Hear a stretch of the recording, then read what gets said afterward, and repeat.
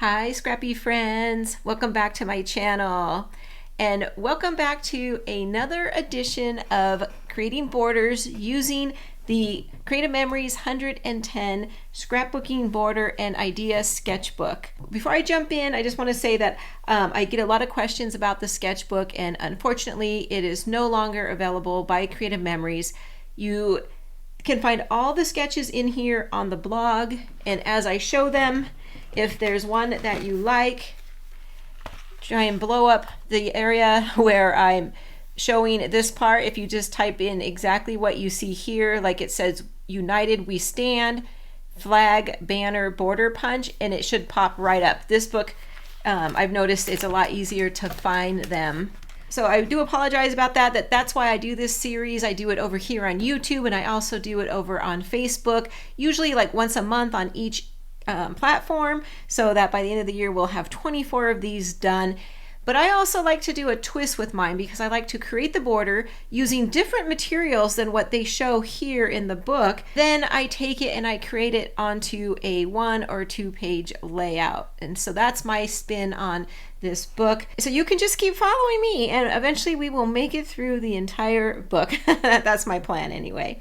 But check out the blog. You can find a lot of great information there. I will have the blog linked in the description below. Okay? So for today, you'll see that I have my punch here that I'm going to use. I just want to talk about this punch for a moment because this is a brand new punch they just released about a week and a half, 2 weeks ago, and it's called Music, Staff, and Notes, and it is such a beautiful punch, and I'm so excited to be able to use this today to show you. So let me punch out one first before we get into the book, just so you can see how beautiful this really is.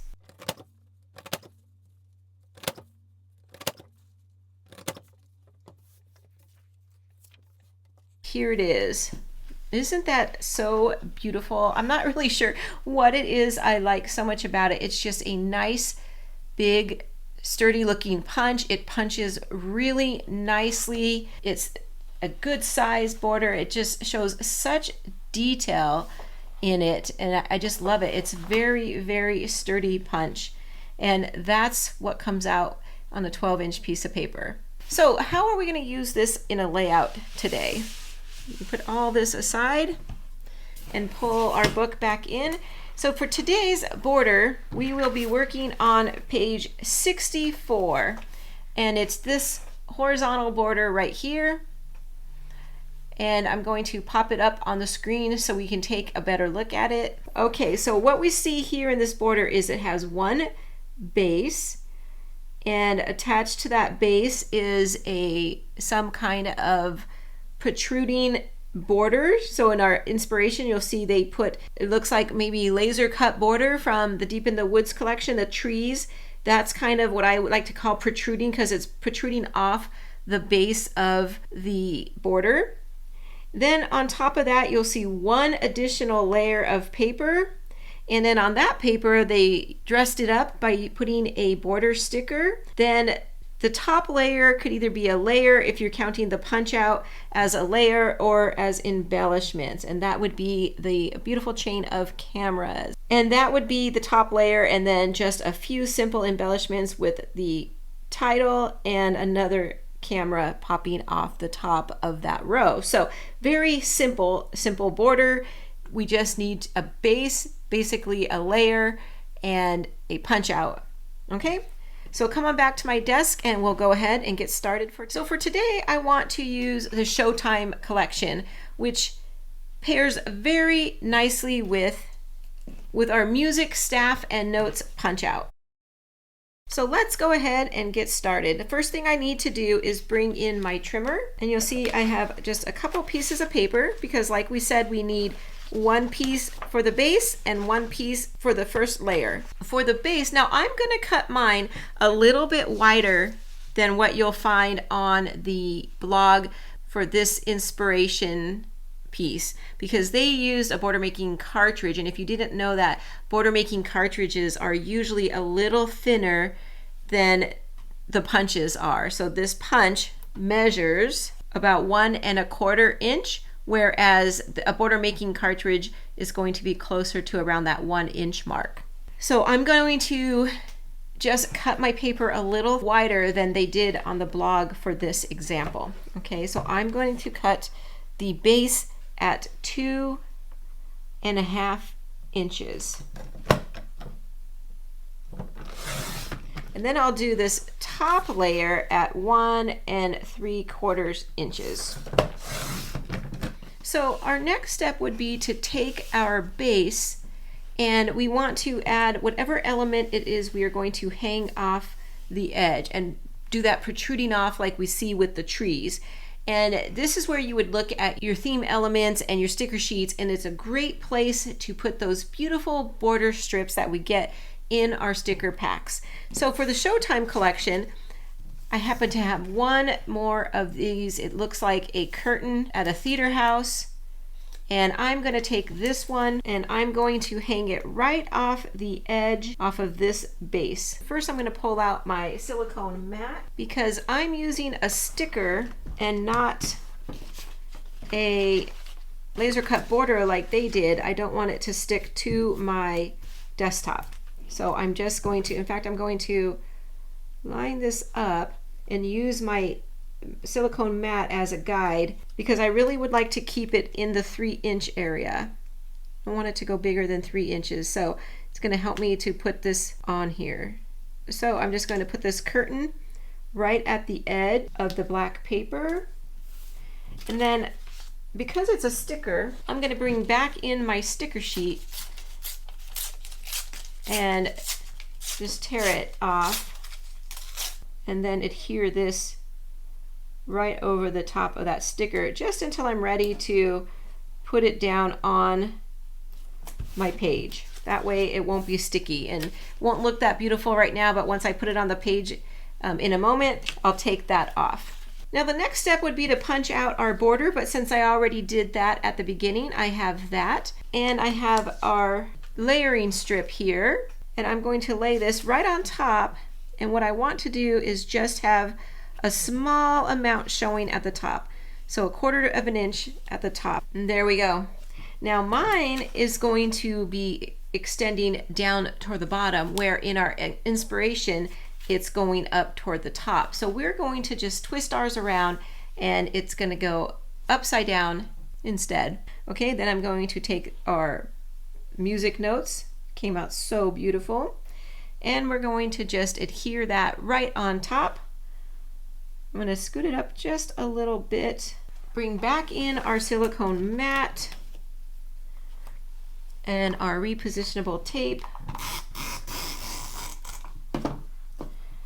Give a good amount.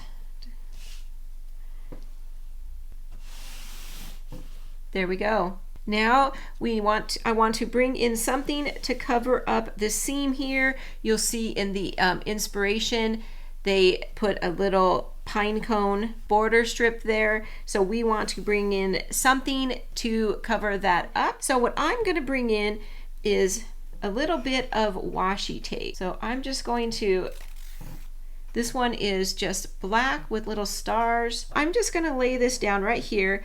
It's going to add just a little bit of detail, but just enough to cover up that seam and to give me just a little bit of something else, not to take away from those beautiful music notes.